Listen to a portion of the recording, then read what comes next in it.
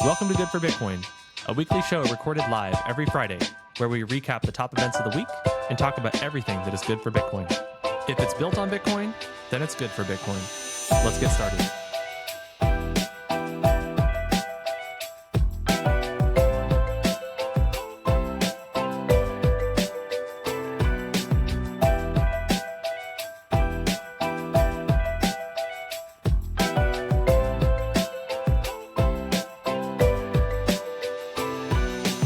Content shared on this podcast is for informational and entertainment purposes only. It does not constitute financial, investment, or legal advice. The views and opinions expressed are those of the host and guests and do not reflect the official policy or position of any other agency, organization, or company. We encourage you to conduct your own research and consult with a qualified professional before making any financial decisions.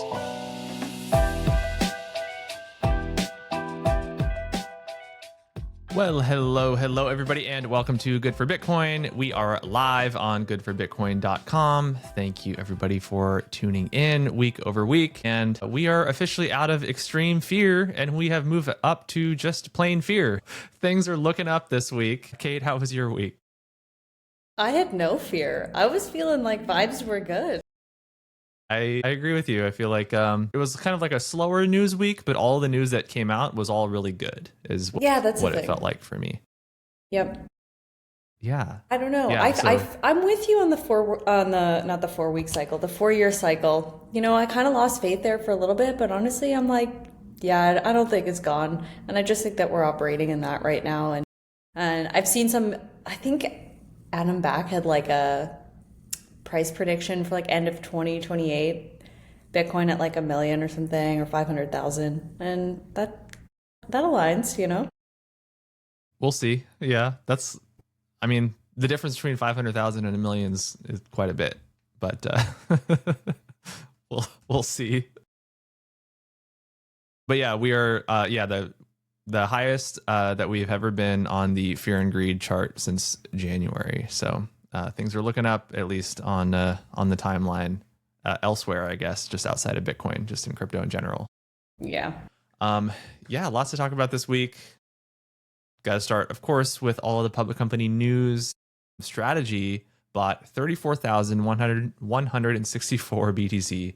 This was their largest purchase since November of 2024, and their third largest buy ever, which is crazy. They now hold 815,000. They have overtaken BlackRock, their iBIT ETF in Bitcoin holdings. So Strategy now holds more Bitcoin than all of BlackRock's ETF clients combined, which is pretty crazy.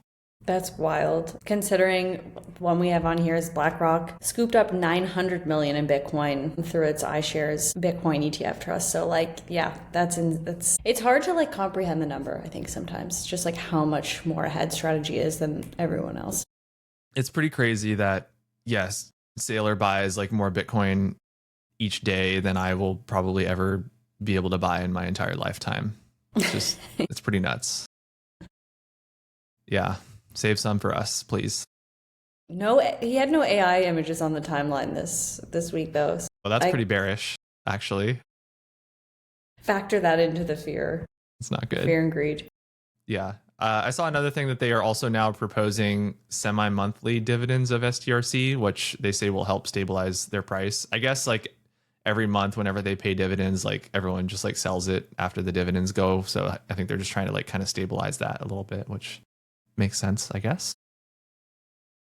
All right, well, then we have Capital B. They bought 12 Bitcoin, so they now hold 2,937 in total. Empery Digital sold 20 BTC. Don't think we have talked about them on the show before, but they have actually been selling since March, about 25% of their total. So they now hold less than 3,000, 2,914 BTC. And then we have Morgan Stanley. They bought just a tiny little bit of 10 million. You know, that's nothing crazy for a bank this size, but still something to shout out. Yep. And you already mentioned BlackRock scooped up 900 million. So yeah, the banks are buying, but not as fast as Saylor, I guess. Okay, we have a lot to get into. If you missed it yesterday, we actually published a bonus episode. We interviewed Andrea from Allbridge, and that was a really great conversation.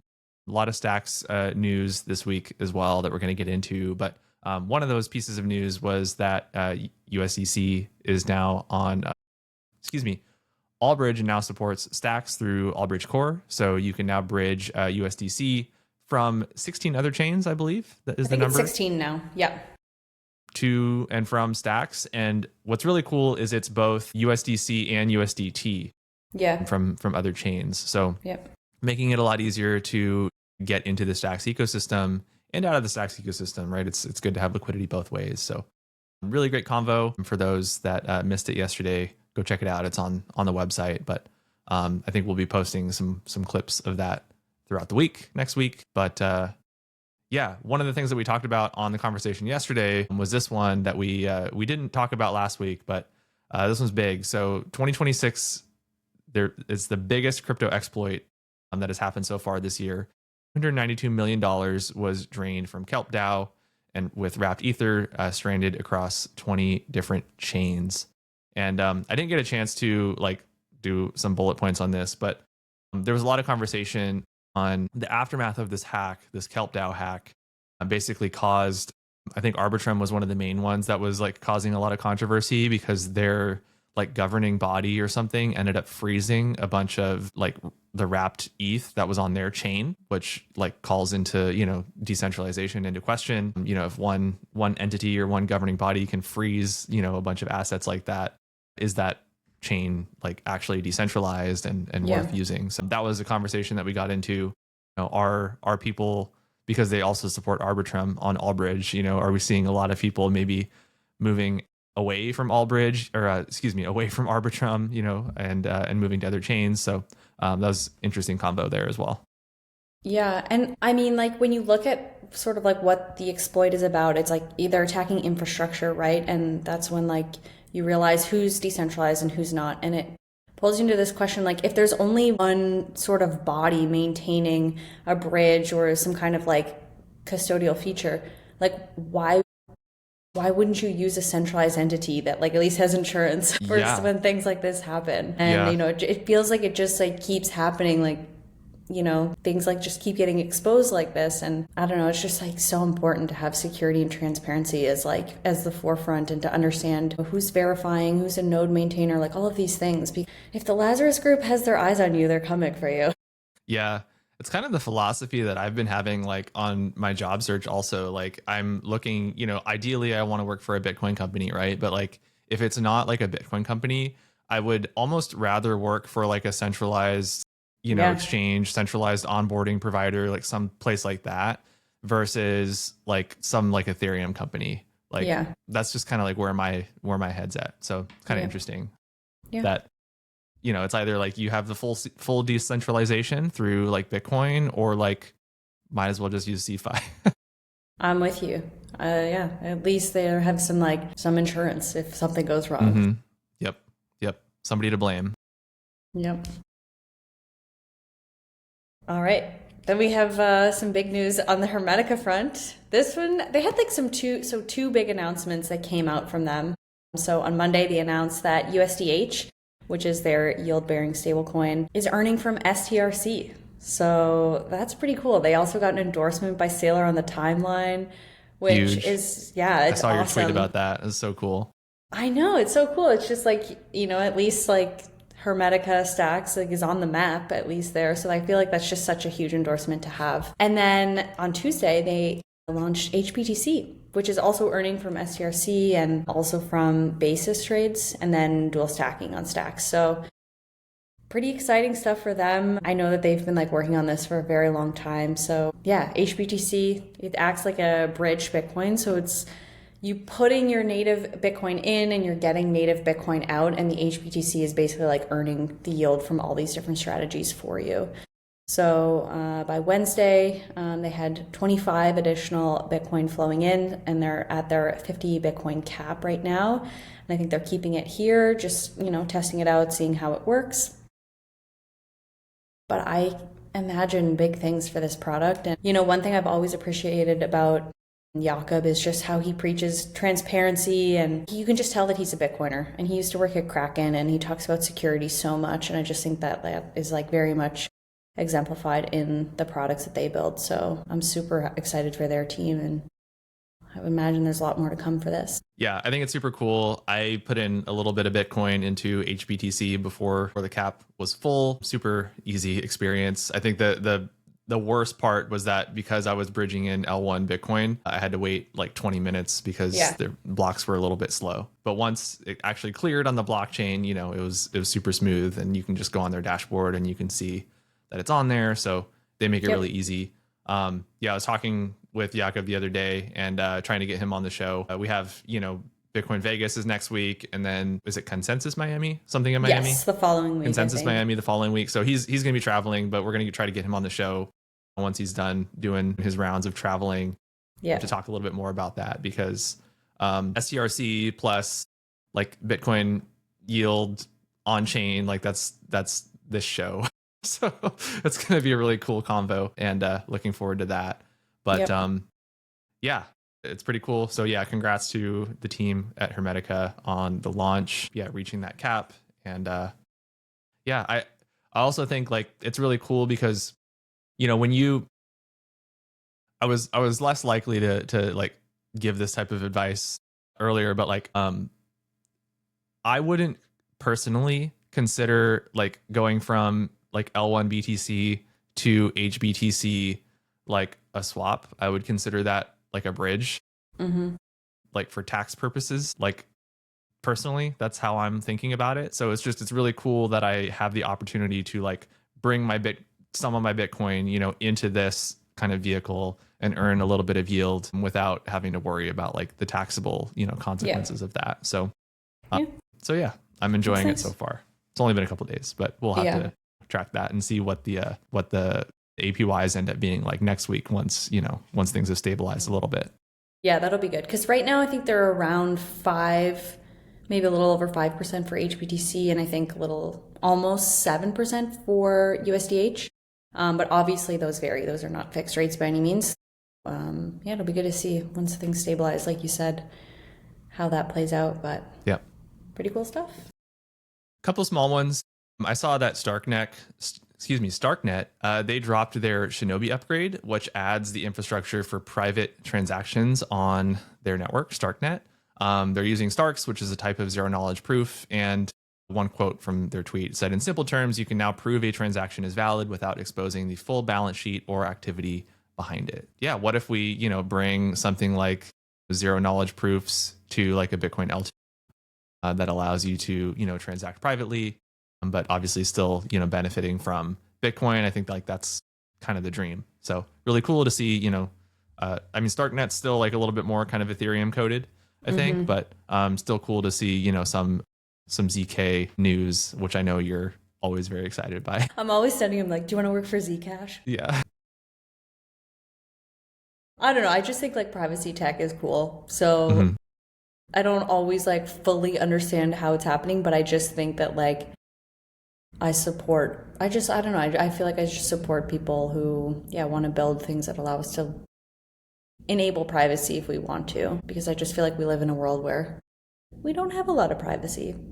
Yeah. But yeah, if you ask me, like, I feel like I've been kind of out of the privacy convo for a few years, like back when like RGB was like a really hot topic when we were covering that at Trust Machines a lot. Like I could probably back then I could have told you the difference between like Starks and Snarks and these different like types of zero knowledge proofs. Like I don't really remember the differences these days, but should probably look back into that because I'm sure it's still very relevant info. But yeah, there's certainly a lot of different ways to do zero knowledge proofs, I guess. So interesting to see just how different chains and networks are implementing it.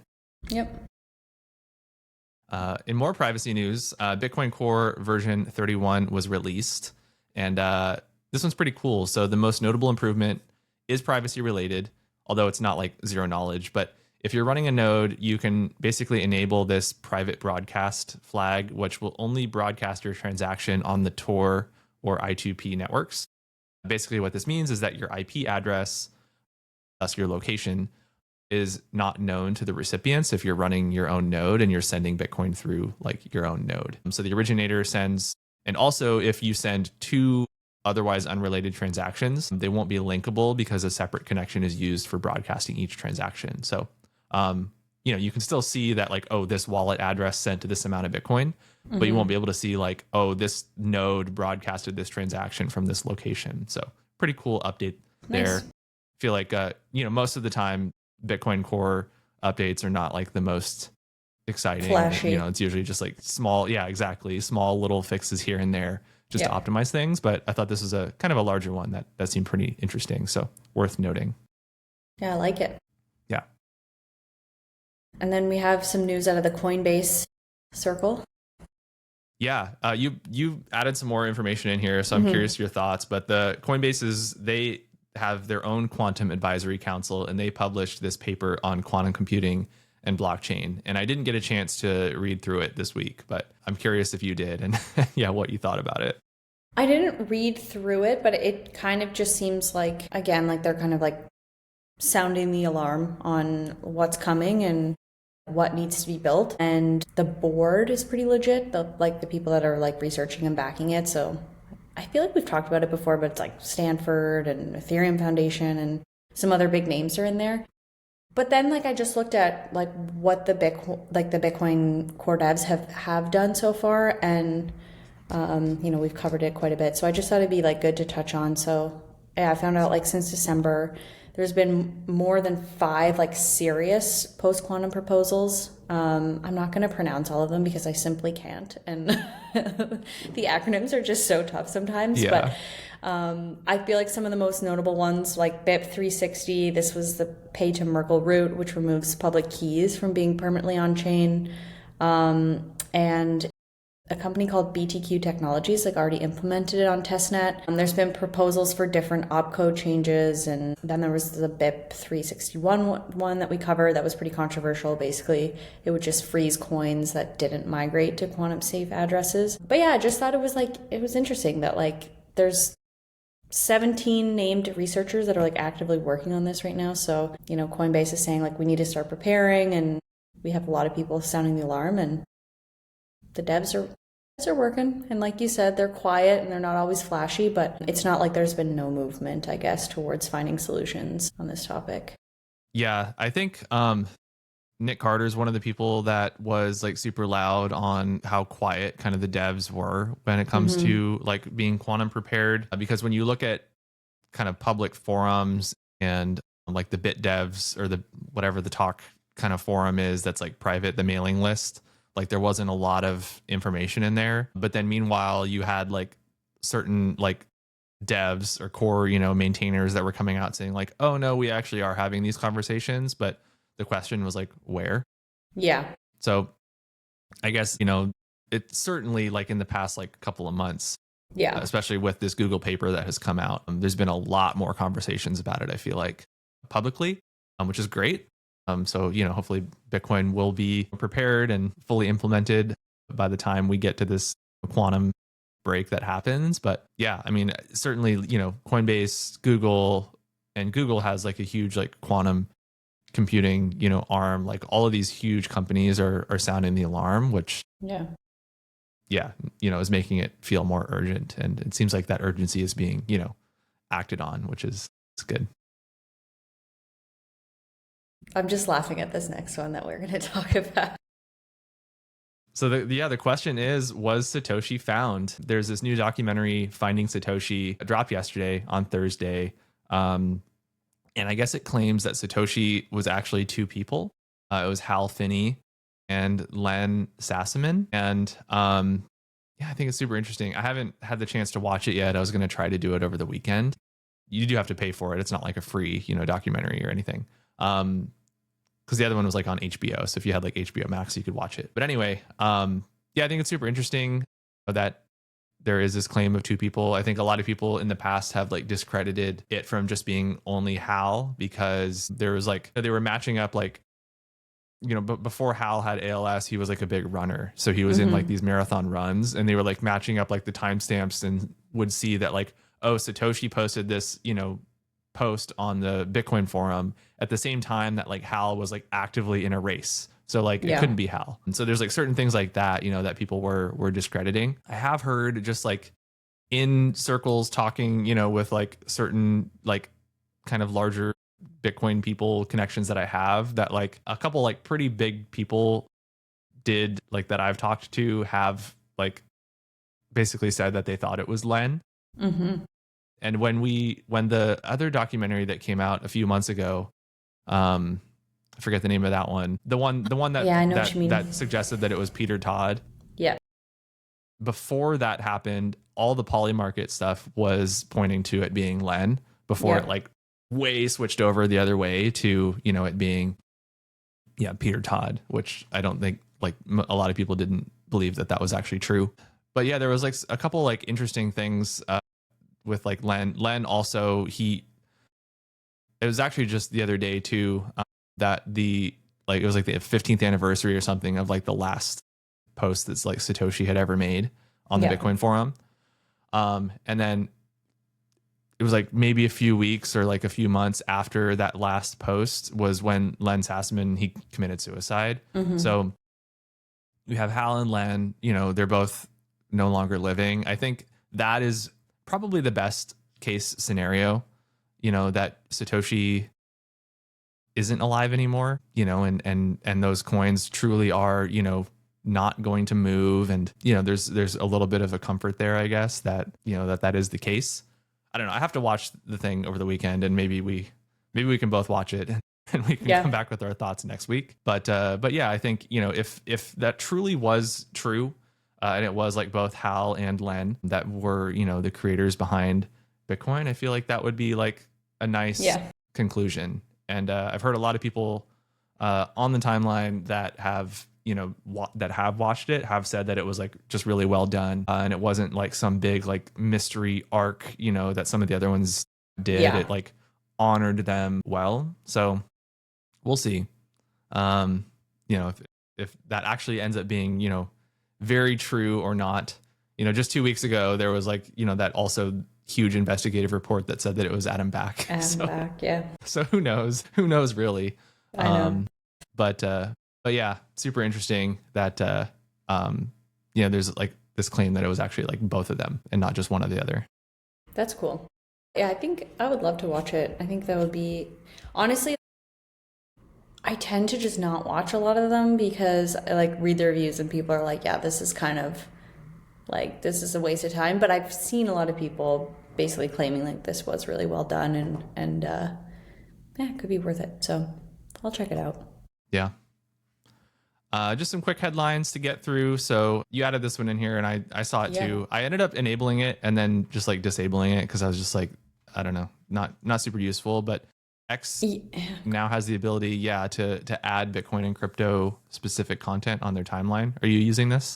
No, I'm not. Yeah, I don't even know how to enable it. I just thought it was like interesting, but how did that work for you? It basically like a setting? when you're in the app, maybe your Twitter app hasn't, or your X app hasn't updated. Like you have, your For You, and then you have following, and then there's like another plus icon, and you can like add like a third feed or like a fourth feed, and like one of those feeds can be crypto or Bitcoin or something like that. Oh, okay. Yes, but I do see for it now. me, like, I mean, I only really use X for like Bitcoin and crypto stuff. Same here. It wasn't really that different than like my For You, timeline. So for me, it wasn't super useful, but I guess if you're, a member of multiple niche, communities, Bitcoin Twitter and crypto Twitter and I don't know, some other random thing, cooking Twitter or something, maybe it's nice to be able to separate them. Yeah. It's funny. It's cool. Yeah. Also saw that this morning, BitKey started to tease maybe something new. When you go to their website right now, it just has a date of, I think, the 27th.